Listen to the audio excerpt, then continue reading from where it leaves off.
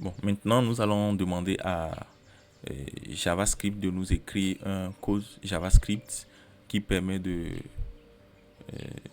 de vérifier en fait les éléments de notre formulaire. Donc, propose-moi un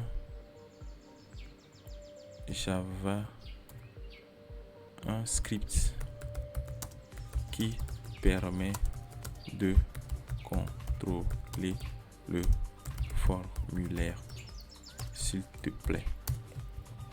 Vous voyez, avec ChatGPT, tout est possible. Mettez tout ce que vous voulez et puis ça sort.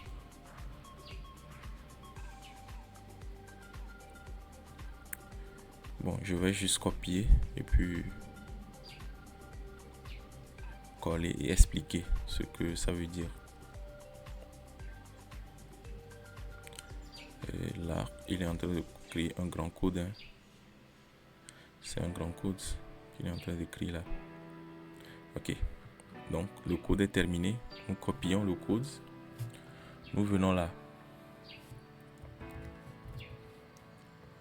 Comme on est dans un fichier script, on enlève juste ceci. Donc, je vais réduire ceci, réduire ça, réduire ça. Vous voyez, ici, on a un document add event listing. C'est-à-dire, on est à l'écoute d'un événement. Donc, c'est quand la page est chargée. Vous voyez, c'est quand la page est chargée, on écrit ce contenu à l'intérieur. Donc, le constant là, c'est notre formulaire. Ça permet de sélectionner notre formulaire. Maintenant, ici, on met un écouteur encore. On écoute l'événement de soumission du formulaire. Lorsque le formulaire est envoyé, nous arrêtons l'envoi. Vous voyez, on empêche la soumission par défaut. Maintenant, la variable pour valider les champs, on a un valide true et puis on a un erreur message. On récupère tous les éléments, le name, l'email, le phone, exactement comme je l'avais fait. On avait fait un document .getElementById, name, .value qui permet de récupérer la valeur et puis on trim, c'est-à-dire on supprime les espaces vides dans le texte que nous avons récupéré. Ici, consentment, c'est-à-dire le consentement. Vous êtes d'accord pour que quoi ici, ce bouton, j'accepte les conditions. C'est ce qu'il a récupéré comme ceci. Query selector input name qui est égal à consent, check. Maintenant, on vérifie que le nom est renseigné. Donc, si le nom est non valide, on a le champ ceci. Vous voyez. Si l'email est égal à ceci, on a ceci. Sinon, on vérifie si l'email est correct. Donc, valider email, c'est une fonction qui est créée là. Donc, ceci permet de vérifier si l'email est bien renseigné. Vérifier phone.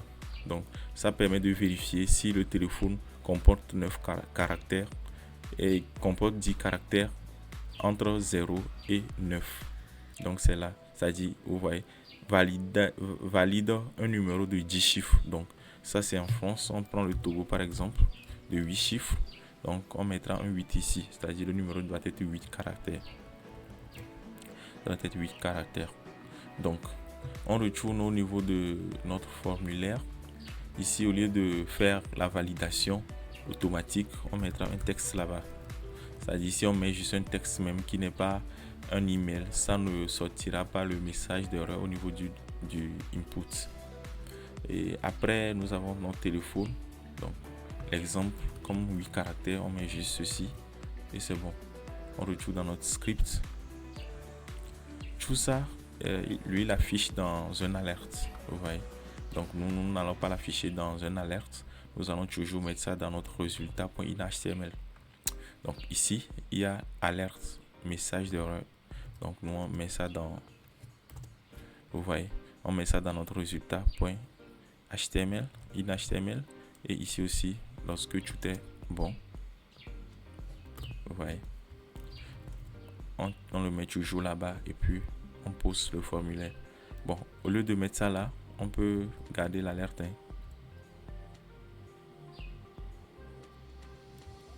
On peut garder l'alerte. Vous voyez, ici on peut garder l'alerte. Et après le formulaire sera envoyé. Donc on fait un petit texte. Vous voyez. Je fais envoyer. Non, mon nom est... Ok. Autant pour moi, le formulaire. je vais abandonner ceci pour le moment. On retourne là, on réactualise, on fait envoyer. Ici on avait dit requiert, c'est pourquoi le truc là sort par défaut. Donc on met un nom là-bas, on met ceci, on fait envoyer. L'email aussi qui est requiert, on met Stéphane juste. Stéphane, vous voyez, on fait envoyer. On met un message ici, message court. On fait envoyer. On check, on fait envoyer. Veuillez entrer une adresse valide, vous voyez. Bon, tout ce que vous avez vu précédemment, c'est parce qu'on avait mis les validations directement dans les champs. Donc, nous retournons au niveau du code, on enlève les requiers. Vous voyez, on enlève les requiers, on enlève ceci, on enlève ceci, on enlève ceci, on enlève ceci aussi. Le quoi aussi? Le consentement, on enlève le requiert aussi. On retourne sur notre page, on réactualise, on fait envoyer et puis il y a le message automatiquement. Le champ nom est obligatoire. Le champ email est obligatoire. Le champ message est obligatoire. Vous devez accepter les conditions d'utilisation. Tout ça est sur une même ligne. On peut essayer de rendre ça sur une autre ligne. Donc après un message,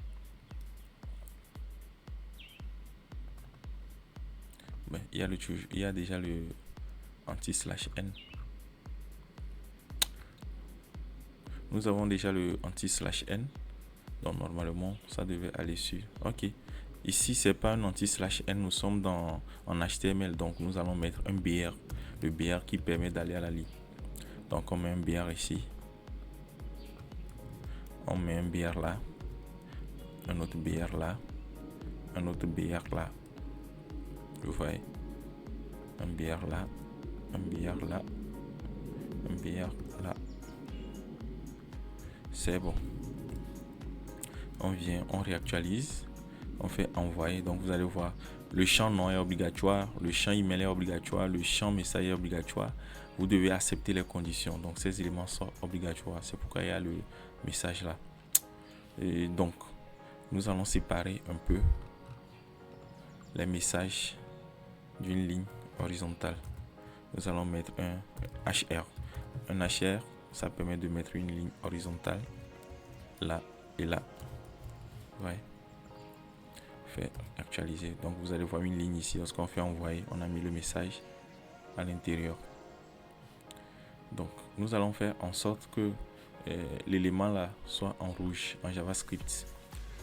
On peut le faire directement dans notre CSS.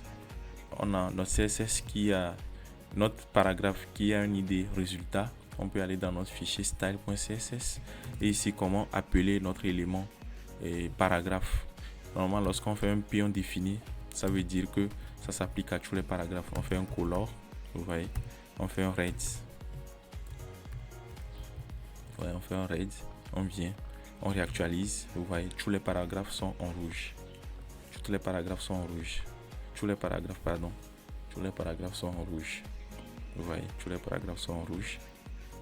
On retourne là-bas. On ne veut pas l'appliquer à tous les paragraphes. On veut juste l'appliquer au paragraphe qui a une idée résultat. Donc on retourne dans notre fichier CSS. On met un dièse ici. Et puis on met le nom résultat. On vient, on réactualise. Vous voyez, les paragraphes ne sont plus en rouge. Et puis lorsqu'on fait ceci, il n'y a que le paragraphe qui a le ID résultat qui sort. Vous voyez, quand j'ai sélectionné, j'ai mis un truc ici sans enlever l'erreur qu'il y a là. Je mets un nom ici, par exemple, vous voyez, ça sort le nom obligatoire. Je mets un email. Vous voyez, l'adresse email entrée n'est pas valide parce qu'il n'y a pas d'arrobase dedans. .tg. Lui aussi sort du lot. Mettez un message obligatoire. Vous voyez, on met un message obligatoire et il reste que ceci. Lorsqu'on clique, formulaire soumis avec succès, ok, et puis ça va sur notre page. Donc c'est comme ça que JavaScript peut interagir avec nos fichiers et puis nos pages HTML. Donc nous allons nous arrêter ici pour cette formation en HTML, CSS et JavaScript. Et Si vous avez des questions, n'hésitez pas à me les poser dans les commentaires. J'aurai l'aimabilité de vous répondre lorsque je les reçois. Et disons-nous à tout à l'heure.